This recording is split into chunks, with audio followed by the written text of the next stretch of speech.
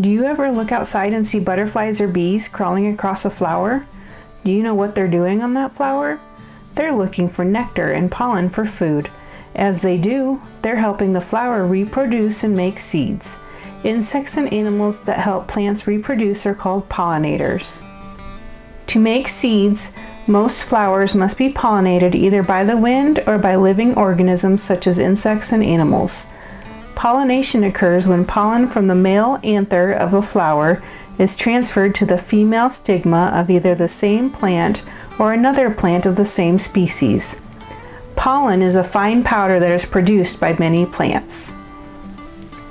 Over 80% of the world's flowering plants and more than 150 of the United States food crops depend on animal pollinators to reproduce. These crops include alfalfa, which is fed to cattle, blueberries, and tomatoes. Some scientists estimate that 1 out of every 3 bites of food we eat exists because of pollinators. The 4 main pollinators in Indiana start with the letter B.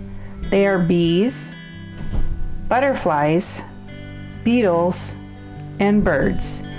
We will be talking about native plants and animals, or those that are in the area where they grew originally, and non-natives, which are those species that were introduced to an area, usually by people, and cause harm to the area they were introduced to or to people. Bees. Bees are perhaps the most easily recognized insect pollinators. While most of us think of the honeybee when we hear the word bee, which are not native to the United States, there are also 4,000 species of native bees.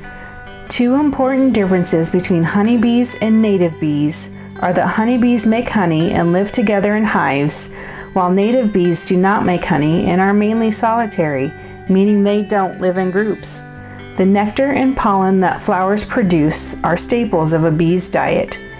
While collecting food from the flower, pollen attaches to the bee's body and is carried to the next flower, which is when pollination may occur. Butterflies. Butterflies have a structure for feeding called a proboscis. This straw-like tube limits their diets to nectar. When they're not feeding, they roll up their proboscis and tuck it under their chin. Flowers that attract butterflies are usually brightly colored and occur in clusters. Beetles. Beetles visit flowers to feed on nectar, pollen, and sometimes on the flower itself.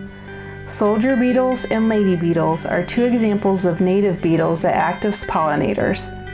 As they move around the flowers, pollen sticks to their bodies and is carried from flower to flower.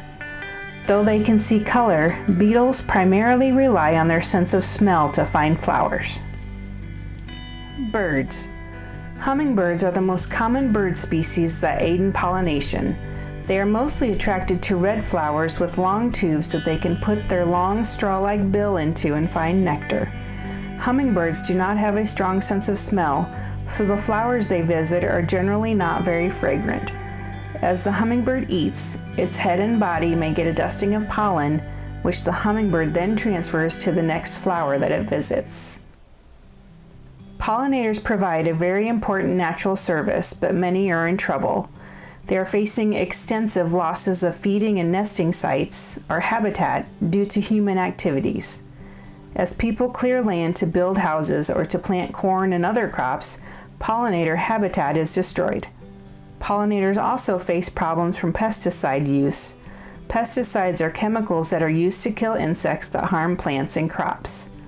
When the pesticides kill the pest insects, they also kill the pollinators. Herbicides, or chemicals that are used to control unwanted plants, may impact pollinators by killing those plants that are important to their diets. Pollinators are also losing food and nest sites because of non-native species of plants and wildflowers like purple loosestrife. Insect pollinators such as monarch butterflies require specific native plants like milkweeds to provide nutrition and habitat to their larval or immature stages and adults. Non-native plants such as garlic mustard may outcompete native species for the resources necessary for their survival and create a monoculture.